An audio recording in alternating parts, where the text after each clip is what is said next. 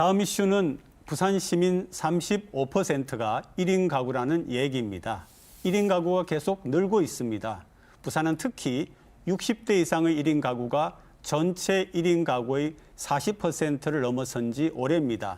이게 다른 지역과 큰 차이점인데요. 이 얘기 나눠보겠습니다.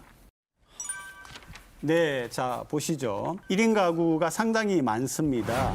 특히 이제 그 35.3%로 아마 전체 특광역시 중에 제일 많다고 하고요. 그 중에서도 41.3%가 60대 이상의 고령 인구로 나타났습니다.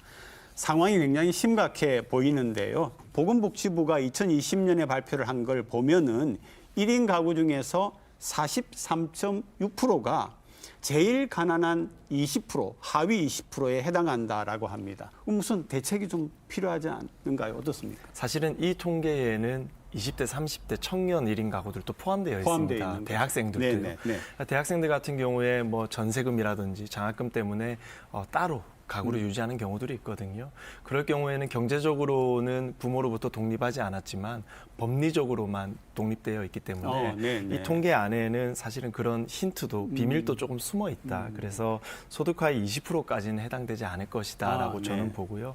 하지만 이 많은 분들이 1인 가구의 많은 분들이 특히나 60대 이상 분들이 소득분이 하위라는 것은 우리가 새로운 복지 정책을 좀 대안을 내어놔야 되는 그런 시점이라고 생각합니다. 결과적으로 1인 가구가 이렇게 많으면서 빈곤율이 높다라는 것은 결국은 부산 자체의 경제 성장률이 낮다라는 지점과도 일치하는 지점으로 봐야 합니다. 실제로 부산시는 경제 성장률이 1.9%로 전 17개의 시도 중에 최하위 수준입니다. 그리고 1인당 지역 내 총 생산률도 최하위입니다. 이제 결국은 이렇게 경제에 대한 환경 자체, 그러니까 소득으로 이어지는 환경이 좀 어려운 상황에서 이 빈곤은 결국은 마음의 병인 우울증으로도 이어질 수 있으면서 사회적 고립이나 고독사, 자살 문제로도 이어질 수 있기 때문에 결국은 사회적 부담이 늘어날 수밖에 없는 문제라 좀 별도로 면밀하게 좀 총체적으로 접근을 해야 한다라고 보입니다. 이제 특히 그 중에서도 보니까 1인 가구의 41.3%가 60대 이상의 그 고령 시민들이더라고요. 그러면 이 부분에 대해서도 특히 부산시에 어떤 대책이 필요하지 않을까요? 네, 이제 60대 이상이 1인 가구가 되고 그리고 그중에서도 소득 하위 분위에 포함되면 가장 우려되는 것이 고독사입니다. 그래서 부산시에서는 이 1인 가구 중에서도 고립된 분들을 대상으로 사회로 재사회화 시키기 위한 사업들을 진행하고 다시 있습니다. 이제 사회화 활동을 할 수 있게. 우선은 모니터링을 통해서 이 분들을 대상들을 정해놓고 있고요. 그리고 그 대상들을 직접 공무원들이 찾아가서 케어하는 서비스. 그리고 이분들을 사회적 공간으로 끌어내서 친구를 매칭해주는 서비스를 우리가 진행하고 있습니다. 하지만 저는 기본적으로 현금 서비스를 지향하는 입장이지만 이런 분들을 대상으로 우리가 현금 지원 서비스도 좀 선별적으로 해야 될 시대가 도래하지 않았나 그렇게 저는 생각합니다. 실제로 작년 기준으로 국민기초생활보장 수급을 받은 가구 중에 72.6%가 1인 가구였다라고 합니다. 결국은 우리 사회적 비용이 증가할 수밖에 없는 상황이기 때문에 좀 더 적극적인 정부와 지자체의 노력이 필요해 보입니다. 부산시에서는 이와 같은 일환으로 빅데이터 기반 1인 가구 돌봄 서비스나 뭐 네벗이나 길벗이라고 해서 뭐 조금 더 지역 네트워크를 확장하는 데 집중은 하고 있습니다만 사실상 이 부분은 일자리에 대한 부분과 경제적인 민생 성장에 대한 부분이 전혀 없다라는 부분이 가장 아쉬운 지점으로 보입니다. 또 우리가 이야기했던 것 중에 아까 고독사가 나왔었거든요. 보건복지부가 통계를 낸 걸 발표를 했습니다. 2018년에 고독사가 221명, 그다음에 2년 뒤인 2020년에 345명, 그리고 작년이죠. 2022년에 526명. 이렇게 그냥 크게 증가를 하고 있습니다. 이 고독사도 좀 구체적인 대책이 필요하지 않을까요? 어떻습니까? 네, 우선은 고독사에 대한 정의 자체가 애매모호하고 이 부분에 대해서도 한계가 많다라는 게 전문가의 의견입니다. 실제로 서울이나 광주, 대구 등 다양한 지자체에서 고독사나 사회적 고립에 대한 1인 가구의 지원을 하고 있지만 정의가 모두 다릅니다. 그러다 보니 실제로 고독사라는 것은 사망 이후에 판단이 되는 부분이기 때문에 사망의 원인이 질병인지 자살인지 혹은 설명할 수 없는 어떠한 네, 사유인지 네, 네. 그리고 사망 이후에 언제 발견이 됐는지 등 그리고 이분이 무연고인지 연고자인지에 따라서도 기준이 달라지게 되기 때문에 경찰청에서 제공하는 통계 그리고 보건복지부에서 제공하는 통계, 부산시의 통계가 다 다를 수밖에 없습니다. 지금 현재 실제로 다른 거예요? 네, 실제로 다릅니다.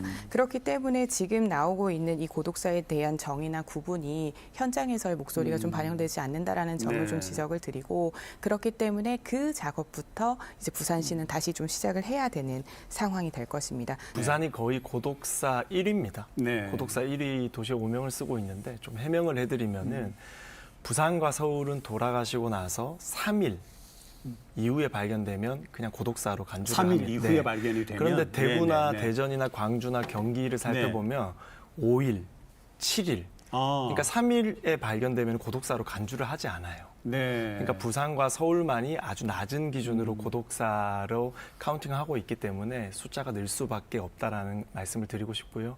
그리고 두 번째는 이 타 지자체 같은 경우는 수사기관에서 네. 여러 가지 감식 결과를 통해서 이분이 고독사다라고 판정을 하면 고독사로 카운팅을 하지만 부산시 같은 경우에는 기초단체, 각 구에서 고독사로 보고서를 올려주면 그냥 카운팅을 하도록 카운팅을 하는 되어 걸로. 있습니다. 네, 네, 그래서 네. 우리가 아주 통계를 하는 것에 있어서 조금 불리하게 이렇게 작용하고 있다라고 생각하고 저는 서지현 의원님 말씀에 굉장히 동의하는 지점은 국가와 지자체가 고독사를 다르게 카운팅하는 것은 정말 잘못됐다. 네, 네, 그래서 네. 통계 맞습니다. 일원화를 위해서 우리가 부처 간 좀 논의를 한번 해봐야 될 것 같다라고 생각합니다. 그리고 이제 청년 1인 가구 얘기도 안 할 수가 없는데요. 지금 부산시가 하는 정책 중에 이 청년들의 안전을 위해서 안심 홈세트라고 하는 그런 지원은 하고 있다고 합니다. 그 외에도 좀 1인 청년 가구를 위한 정책 지원이 대대적으로 필요하지 않을까요? 이제 부산에도 대학이 이미 좀 많은 숫자로 많죠, 있기 때문에 많죠. 네. 유학생들도 있을 수 그렇죠. 있고 또 타 지역에서 온 친구들 혹은 자립을 하는 청년들이 많다 보니 1인 가구가 늘어날 수밖에 없습니다.